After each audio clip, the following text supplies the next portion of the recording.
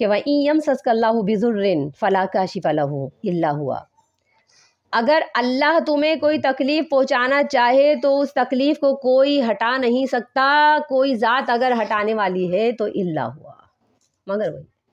یہ عقیدہ اللہ قرآن مجید میں صاف لفظوں میں فرما رہے ہیں۔ لیکن آج کا مسلمان کیا کرتا ہے کہ کوئی تکلیف پہنچتی ہے تو فوراً سے جاتا ہے فلانے مزار پر، فوراً سے اس کو چادر چڑھاتا ہے، چراغ جلاتا ہے، تیل ڈالتا ہے، وہاں سے رسید کٹواتا ہے اور کہتا ہے کہ بس اب میں نے دیکھ گھما دی، میری اولاد ہو جائے گی، اب میں نے فلانا منت مانگ لی ہے، یہاں نہیں جاؤں گا، دوسرے در پہ چلا جاتا ہے، اس سے ہٹ کر دوسرے مزار پہ چلا جاتا ہے۔ تو اس کا عقیدہ کیا ہوتا ہے کہ یہ تکلیف ہٹانے والا ہے، اور پھر دعویٰ یہ کرتا ہے سمجھانے کے لیے، لوگوں سے جھگڑتا یہ ہے کہ صاحب جیسے کہ بادشاہ تک پہنچنے کے لیے وزیروں کی ضرورت ہوتی ہے، سفیروں کی ضرورت ہوتی ہے، بالکل اسی طریقے سے یہ نظام بھی ہے کہ جیسے کہ اب بادشاہ تک پہنچنے کے لیے وزیروں سفیروں کی ضرورت ہوتی ہے، اس طرح اللہ تک پہنچنے کے لیے بھی ان کی ضرورت ہوتی ہے۔ تو یہ چھوٹی سی بات اس کو جواب میں یہ کہی جائے کہ صرف ضروریات ہم انسانوں کی نہیں ہیں، ضروریات تو ان مخلوق کی بھی ہے جنہیں بولنا نہیں آتا، جنہیں بات سمجھ میں نہیں آتی، حشرات الارض ہے۔ ایک چونٹی کو بھی اللہ رزق پہنچاتا ہے، وہ کس سے وسیلہ مانگتی ہے؟ ہاں، ایک بکری کا بچہ جو ابھی دنیا میں آیا ہے، اسے آتے ہی اللہ تعالیٰ اس کی ماں کے تھن سے لگا دیتا ہے اور وہ چوستی ہے۔ اسے کون سکھا رہا ہے کہ ماں کے تھن تک جانا ہے؟ اسے کون سکھا رہا ہے کہ منہ چلانا ہے اور تو دودھ آئے گا؟ بچہ جب پیدا ہوتا ہے اس کی ضروریات بھی بچہ کون سے وسیلے مانگتا ہے؟ ایک شیر ہے جو کہ اپنے سامنے والے شیر کو، یعنی بکریوں کو، ہرن کو، دوسرے جانوروں کو چیر پاڑ کے کھا جاتا ہے، اللہ تعالیٰ اس کی گرفت نہیں کرتا، اس کو دوسرے دن کھانے کو دیتا ہے، پھر اس کو پانی بھی پلاتا ہے، پھر اس کو زندہ بھی رکھتا ہے۔ کون سا وسیلہ حاصل کر رہا ہے آخر؟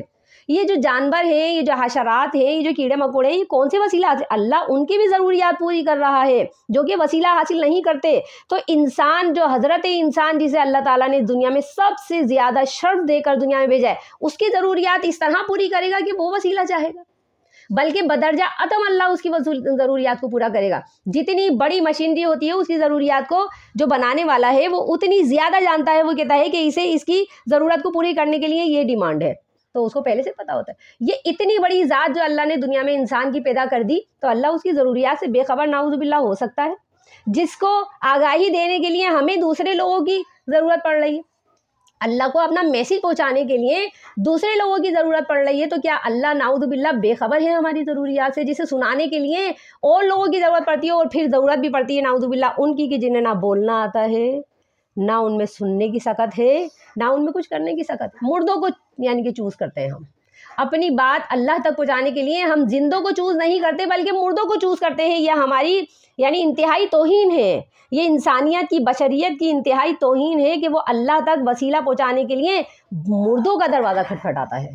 یعنی زندوں سے تو یہ کہنا کہ آپ ہمارے لیے دعائے خیر کریں، یہ تو کجا، بلکہ ہم جاتے ہیں اس انسان کے پاس جو اللہ کے پاس موجود ہے۔ ہم نہیں جانتے کہ اس کے پاس، اللہ کے پاس اس کا درجہ کیا ہے، انسان یہ نہیں جانتا کہ اللہ کے پاس اس جانے والے کا کیا درجہ۔ بہت سارے ایسے لوگ ہوتے ہیں جو بہت بڑے نیک ہوتے ہیں، بزرگ ہوتے ہیں، شاہ پیر ہوتے ہیں، دنیا میں مشہور ہوتے ہیں، اللہ جانتا ہے کہ ان کے اعمال آسمان میں چڑھتے ہیں یا نہیں چڑھتے، ہم ان کو سلیکٹ کرتے ہیں۔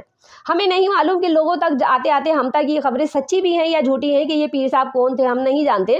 بہت سارے لوگوں کے مزار جب بنتے ہیں تو انہیں یہ بتایا جاتا ہے کہ یہ فلانے یہ صاحب جو ہے، ان کی حقیقت یہ ہے، لیکن مزار والے جو ان کو پوجنے والے ہیں وہ پھر بھی ان کو سجدہ کرتے ہیں، ان سے دعائیں مانگتے ہیں۔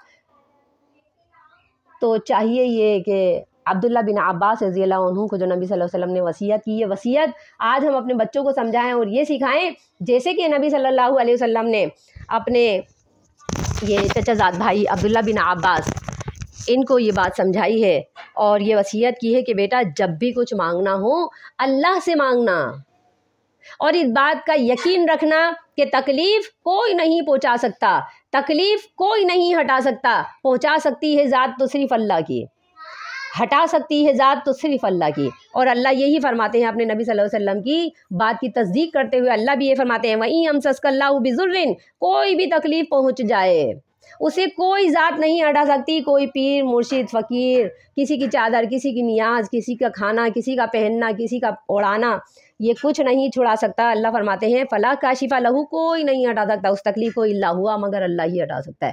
سجدہ کریں اللہ کے آگے، دعا کریں اللہ سے، اور خود اپنے ذاتی طور پر اپنے اعمال کی اصلاح کریں، اللہ دعا کو سن لے گا۔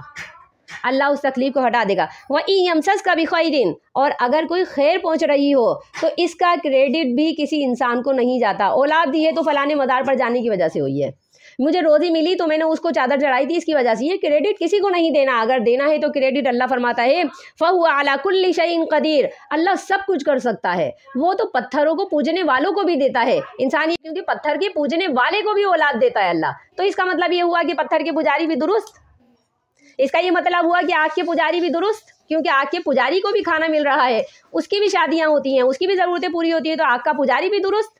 تو ہم تو کسی کو بھی برا نہیں کہہ سکتے, اللہ سب کو برا کہتا ہے. اللہ کہتا ہے اگر تمہیں خیر پہنچتی ہے تو یہ خیر صرف اللہ کی وجہ سے پہنچتی ہے. کیوں؟ فَهُوَ عَلَى كُلِّ شَيْءٍ قَدِيرٌ. دونوں باتیں کہنے کے بعد اللہ تعالیٰ یہ فرماتے ہیں تکلیف بھی صرف اللہ ہٹا سکتا ہے, خیر بھی صرف اللہ دے سکتا ہے. اور پھر آخر میں اللہ فرماتے ہیں کیوں ہوتا ہے یہ سب کچھ, یہ اللہ کی مرضی ہے. فَهُوَ عَلَى كُلِّ شَيْءٍ قَدِيرٌ, کیونکہ وہ قادر مطلق ہے, وہ اپنی مرضی سے جو تصرف چاہتا ہے کائنات کے اندر کرتا ہے.